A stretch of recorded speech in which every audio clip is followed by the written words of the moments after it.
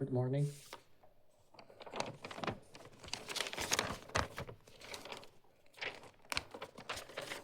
I'm gonna start my speech in 3, 2, 1. Good morning, respected judges, ladies and gentlemen. The motion before the House today is assuming technology exists, this House will erase society memory of the crime committed by the offender after the release from prison. We, as the opposition, firmly oppose this motion. At first glance, the government proposal appears compassionate. They tell us that once offenders have served their sentence, they deserve a fresh start. They tell us that society memory become a burden that prevents rehabilitation and causes unnecessary suffering. While we agree that rehabilitation is important and that former offenders deserve opportunities to rebuild their life, we disagree with the solution proposed by the government. This debate is not about whether society should be forced to forget the truth. We believe that a second chance and clean slate are not the same thing. A second chance means allowing someone to move forward despite their past. A clean slate means pretending that the past never existed. The government asks us to choose the second option. We refuse. Today, I will first respond to the government major claim. Then I will explain why memory is necessary for informed decision making, why accountability remains important after prison, and why giving government the power to alter collective memory is extremely dangerous. Before moving to our argument, let me first respond to the Prime Minister. The Prime Minister argues that forgetting crime helps victims heal because painful memory continue to harm them long after the crime has occurred.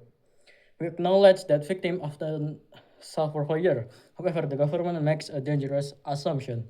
They assume that because memory can cause pain, memory itself is the problem. We disagree.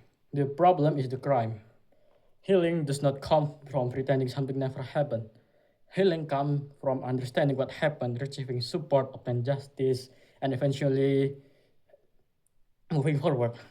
The government offers forgetting. We offer recovery.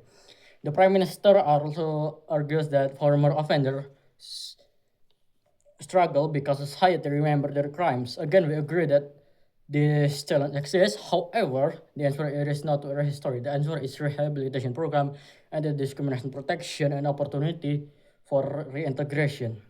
The government chooses the easiest solution, make everyone forget.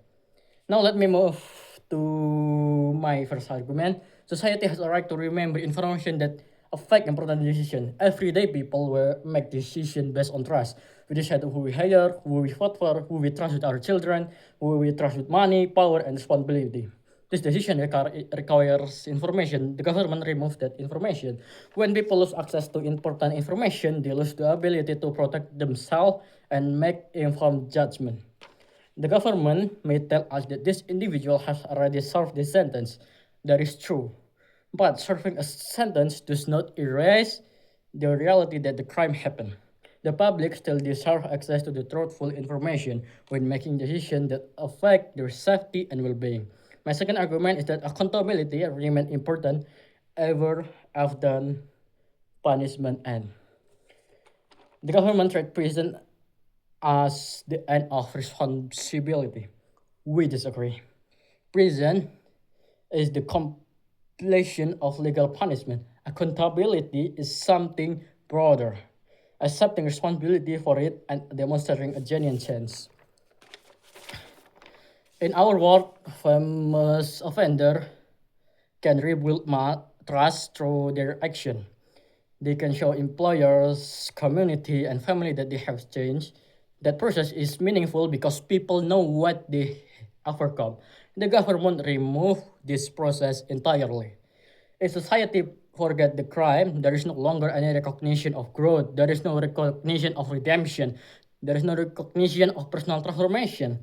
Trust simply appears because society has been forced to forget. There is no rehabilitation. There is artificial rehabilitation. Real rehabilitation happens when people confront their past and improve despite it, not when history is erased. My third argument is that this text creates a dangerous relationship between government and truth. The government asks us to normalize the idea that authorities can alter collective memory. That should, that should concern all of us. Today, they erase memories of crime. Tomorrow, what prevent they from erasing memories of corruption? The moment we accept that authorities should have the power to remove facts from public memory, we create a dangerous precedent. Society functions because people share a common understanding of reality. Truth matter, history matter, memory matter.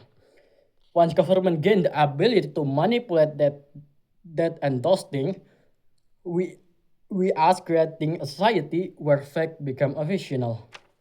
Ladies and gentlemen, at the core of this debate is a simple question. Should society support help? Absolutely. Should society give people second chance? Of course. But should society arrest the truth in order to do so? We believe the answer is no. The government confuses a second chance with a clean slate. We believe former offenders deserve opportunities to rebuild their life, but rebuilding should happen through genuine accountability, not through forced forgetting. For all of this reason, we probably oppose this motion. Thank you.